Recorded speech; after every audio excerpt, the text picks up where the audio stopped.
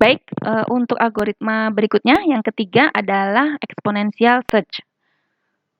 Di sini exponential search dia memodifikasi binary search, jadi banyak orang selalu berusaha untuk bisa lebih baik lagi mendapatkan algoritma daripada binary search begitu ya, dengan berbagai macam riset yang mereka lakukan. Jadi di sini untuk exponential search sebetulnya ini juga mirip dengan interpolation search yang kita bahas di awal tadi ya. Sama artinya berusaha mengatasi kekurangan dari binary search yang selalu harus mulai dari tengah. Nah, di sini kalau kalau interpolation itu adalah berusaha menebak dengan persamaan linear. Di sini untuk exponential search dia start dari awal tetapi dia akan mengkombinasikan juga dengan model jump juga. Jadi di sini dia akan menerapkan konsep loncatan ke depan untuk menelusuri elemen. Nantinya kalau sudah ketemu nanti range-nya sama seperti blok search tadi, maka diterapkan algoritma binary search pada blok tersebut. Kalau untuk jump search kan dia menerapkan sequential search begitu. Nah, jadi di sini proses untuk jump-nya atau naiknya itu dia menggunakan bilangan eksponensial.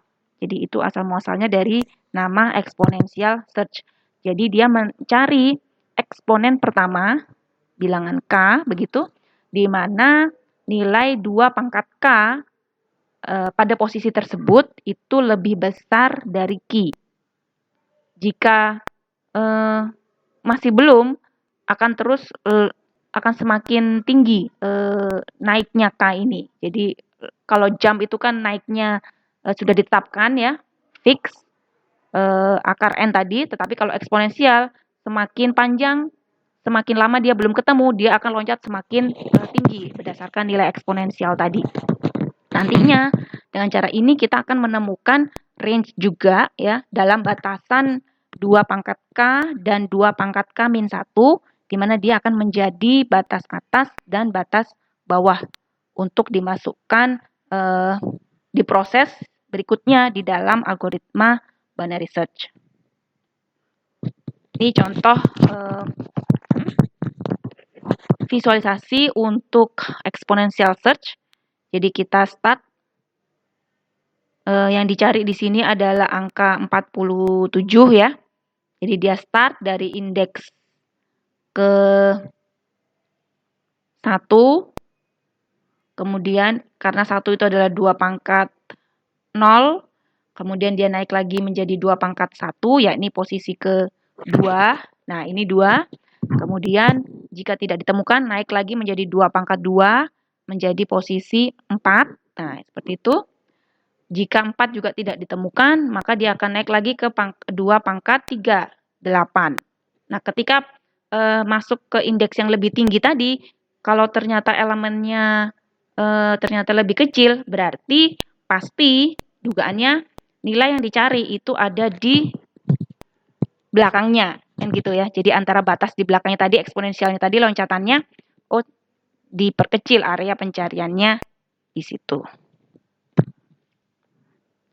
Nah, ini lebih detail untuk menjelaskan cara kerja dari exponential search. Jadi katakanlah ini isi dari array saya ada 11 elemen, kemudian yang akan dicari itu adalah 19. Ada di indeks ke-9.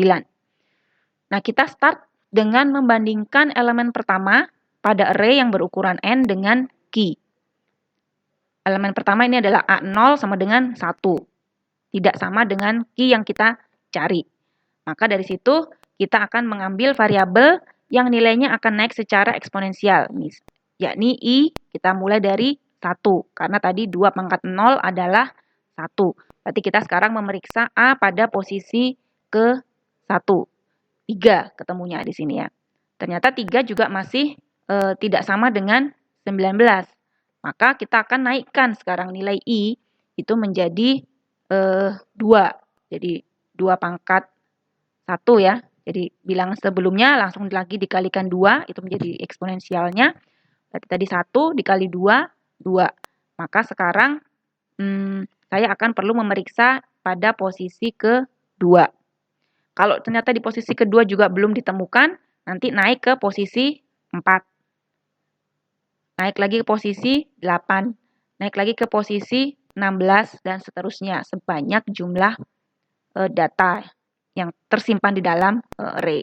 Nah, kalau untuk contoh yang ini tadi sudah ya A2 ternyata masih belum ketemu, A4 juga belum, A8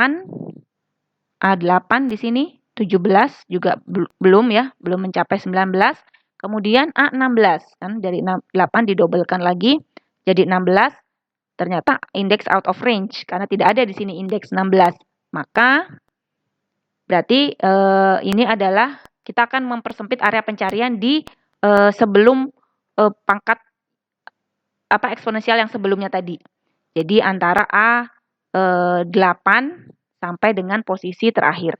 Jadi nilai I terakhir itu akan dibagi 2. I sama dengan 8. Jadi kita akan tetapkan 8 ini sebagai indeks untuk low-nya. Kemudian high-nya, indeks atasnya itu adalah ya antara nilai I tadi ya 16 tadi dicari yang minimum dengan ukuran array-nya. Kan tadi sebetulnya 16 itu out of range. Kita tidak punya array pada indeks ke-16. Nanti kalau dimasukkan ke rumus min 16 dengan 10, berarti kan nanti pasti ketemu 10. Sehingga 10 itu yang akan menjadi indeks high. Maka nanti range pencarian saya itu adalah pada rentang 8 sampai 10 untuk mencari 19. Nah, ini setelah ketemu range-nya seperti ini, kita terapkan algoritma binary search. Jadi ini ya, panggil binary search dengan indeks low seperti itu dan indeks high-nya juga seperti itu untuk menemukan key. Di low, high ternyata langsung ketemu dia ada di tengah. Maka ini akan selesai ya, menghasilkan nilai 9, indeks dari angka atau key yang dicari. Ini contoh untuk implementasi dalam C. Kita buat dulu ya fungsi utilitasnya untuk mencari nilai terkecil dari 2 bilangan yang diinputkan ya, min. Kemudian ini adalah fungsi binary search-nya.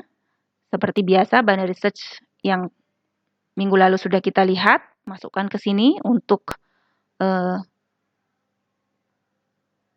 bloknya. Kemudian ini exponential search kita. Jadi nanti di dalam exponential search itu akan ada pemanggilan binary search di dalamnya. Jadi exponential search menerima parameter berupa array yang akan dicari. Kemudian n ini adalah banyaknya data di dalam array. Kemudian key ini adalah elemen yang dicari. Tadi menetapkan batasannya ya. Kita start dari 1. Jika bound kurang dari n dan array pada bound itu ternyata masih lebih kecil daripada key, maka saatnya untuk mengupdate batasan berikutnya, bound berikutnya, yakni dengan tinggal mengalihkan dengan 2. Calculate the next power of 2. Jadi 2 pangkat 1 kalikan 2, 2 kalikan 2, 4, 4 kali 2, 8, dan seterusnya. Nah, setelah nanti ketemu, dia akan keluar dari while ini dengan nilai bound yang sudah tercatat, maka bound itu tadi yang akan dilemparkan ke fungsi binary search. Ya, memberikan parameter array, lalu bound dibagi 2, tadi kan ya, syaratnya dia dibagi 2 dulu, kemudian ini sebagai batas bawah, lalu untuk batas atasnya dia menggunakan fungsi min dari bound tadi dengan n. Banyaknya indeks maksimum pada array. Dan untuk mencari nilai key tadi dimasukkan, dipanggilkan fungsi binary search. Setelah itu dilakukan pencarian seperti biasa dengan binary search di dalam fungsi ini. Yang sebelah kanan ini adalah untuk pemanggilan fungsinya.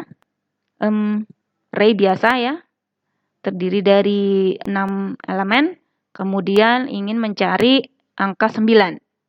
Dari sini kita hitung dulu misalkan n-nya ada berapa indeksnya untuk array ini, kemudian kita panggil fungsi exponential search dengan berikan parameter array tadi, kemudian banyaknya data yang ada di dalam array, kemudian akan mencari target tadi.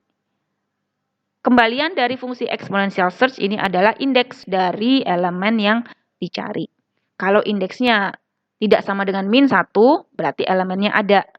Kita munculkan posisinya. Contoh di sini untuk 9, berarti dia ada di indeks ke-4. Lalu kalau ternyata min 1, dia akan menghasilkan output berupa tulisan elemen tidak ada di dalam array. Gitu. Return 0.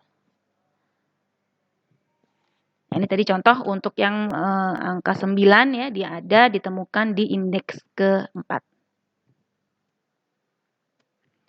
Oke, beberapa catatan untuk exponential search. Jadi secara umum, secara rata-rata, kinerja dari exponential search itu setara dengan binary search ya. Big O log n. Binary search juga seperti ini. Hanya saja dia kelebihannya dia dapat digunakan untuk mencari elemen pada unbounded list, di mana ukuran list bisa saja infinite. Nah, ini kelebihannya exponential search karena pada array yang panjangnya mungkin tidak kita ketahui di awal, itu kita akan susah menerapkan binary search ya, karena binary search kan sejak awal sudah harus diminta batas bawah dan batas atasnya. Tapi kalau dengan exponential search kita bisa start dari depan gitu ya, mencari blok-blok posisi pada array tadi sampai mendapatkan bagian blok terakhir, baru dari situ kita selesaikan eksekusinya dengan binary search, karena setelah ketemu blok terakhir tadi kita sudah bisa mendapatkan nilai untuk low dan high-nya. Exponential search tidak hanya lebih bagus pada unbounded list, dia juga bisa lebih baik pada bounded list, artinya yang ukurannya pun juga sudah diketahui, tetapi ketika elemennya yang dicari itu berada di bagian depan. Jadi selalu seperti itu ya, karena binary search secara umum kan selalu mulai dari tengah.